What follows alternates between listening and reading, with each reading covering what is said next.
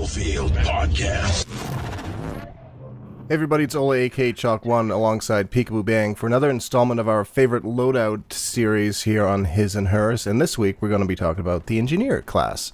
Now, as in the last one, we're going to mention our favorite loadouts for Battlefield 3 and Battlefield 4, and again, just keep in mind that this is not the only loadout that we play with. It's just sort of, if we were put on the spot and we had to pick one setup, this is what we most likely go with, but obviously that changes depending on the situation. So, to start us off, Peekaboo, why don't you tell us what your favorite Battlefield 3 loadout is for the Engineer class? So my favorite one from Battlefield 3 is going to be the ASVAL, probably with like a SMAW or an RPG. SMAW has a straighter trajectory. There we go. It took me a minute to come up with that word. I was like, where is it?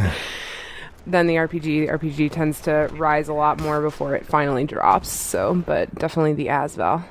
Yeah, the ASVAL is one of those popular weapons in Battlefield 3. It was really good for a very long time in the game until they tweaked it just a little bit near the end, I think, where they made it a little bit less powerful or something. But for me, it's a weapon that I've used very early on in the game. It's the G36C. And again, pretty simple. Battlefield 3 doesn't offer that many choices for the attachments, so it's pretty straightforward. Holographic sight, foregrip, and a heavy barrel. It's still one of my top guns. I used to play with it a lot in the beginning of Battlefield 3. And then the usual attachment, sidearms, the Rex, RPG, repair tool, and then usually squad explosives as my specialization, unless someone else is already running that. What about BF4 for you? And if different, well, most likely it will be different. Why? So for Battlefield 4, it's still going to be the ASVAL right now for me.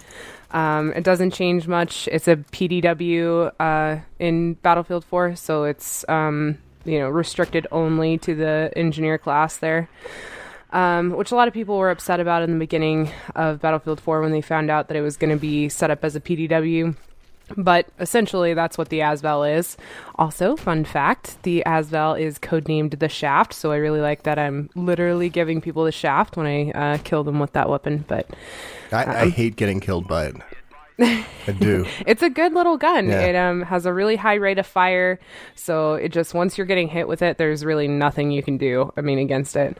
So for me, I used the MP7, which also is a PDW, and I found that it has not only a high rate of fire, but it's also pretty good at medium range, which actually surprised me. And that, I have that issue with a lot of guns in BF4 that they're more effective, I think, at a longer range than they really should be. But and again, I throw on a Cobra RDS, usually a laser sight for better hip fire, and some sort of a muzzle brake or maybe a silencer, depending on the situation.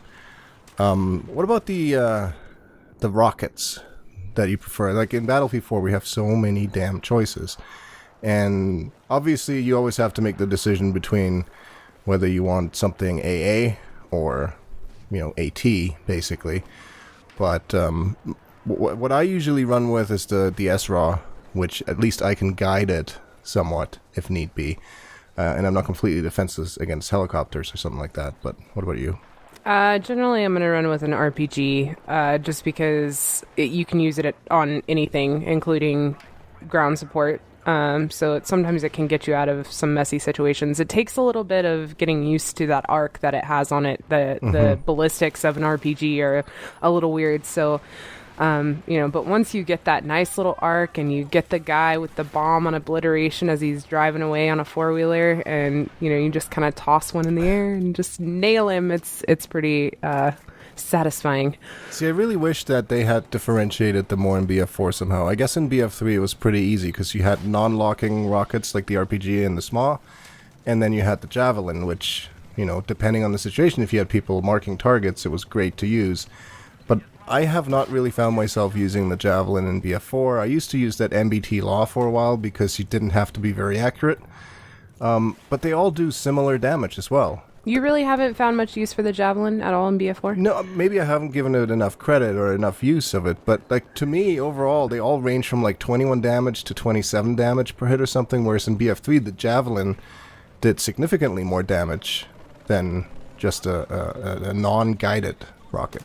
I found the Javelin to be very useful against smaller vehicles in Battlefield 4, so like Jeeps and that kind of thing, because it still locks onto that. So when you're playing a game with like Obliteration, it can really come in handy when those fast-moving vehicles are the ones carrying the bomb. I kind of want to give it a try in Naval Strike again and see if it's effective against hovercraft and boats and stuff, because I see stuff locked on a lot now in Naval Strike. So that will do it, I think, for our engineer loadouts. Let us know in the comments what your favorite setups are and why. And what did we decide on we're going to do for our next loadout? Support. That should be another easy one. I'm looking forward to the recon one. That's gonna be a tough one to pick. Yeah, especially for me, who's not a big recon player. I've been trying lately, and it's been frustrating. So. Yeah, but we will pick that up. We will. And hopefully you enjoyed the video, and let us know in the comments, and hopefully you will tune in again next time. Just a reminder that tomorrow, Saturday, stay tuned on Twitter for the exact time, but we're going to have another live His and Hers episode, so hopefully we'll see you on our Twitch channel for that. Till then, take care, guys, and thanks for watching.